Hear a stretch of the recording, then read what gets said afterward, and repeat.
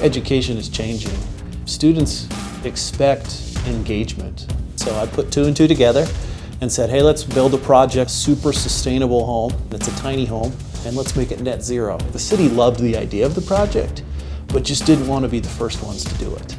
And so we had to abandon a lot of our ideas and kind of go back to more traditional ways of doing residential construction.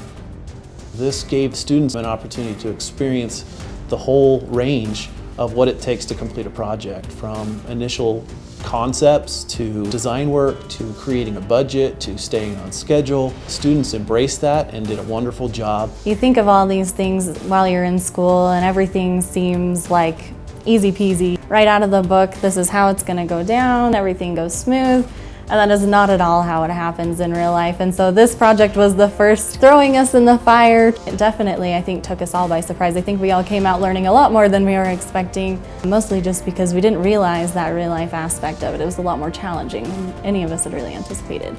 Jeremy had me come by after the initial shell was built and asked if I would be willing to let my students help complete the project. It was quite an undertaking, but it's turned out really well. Our teacher told us the first day of class that we would be able to meet these clients and design a tiny sustainable house for them throughout the semester. We initially started out broken into groups in our class, and we all came up with our own design. We all have differences of opinions, and we all had different talents that we brought to the table.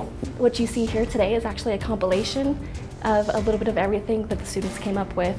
There were several challenges. First of all, just meeting client need. I tell the students all the time, it's very difficult to work in a residential situation or a commercial situation because everyone has a different idea of what success is. I'm always telling students, go get a summer job in construction. Like you can't design it if you don't understand how it's put together. This will just translate when they go out professionally because they do have the experience, and that's just really awesome. As students, we were the ones that installed all the flooring, all the paint, anything like that. We were the ones to do it, and it was a great experience.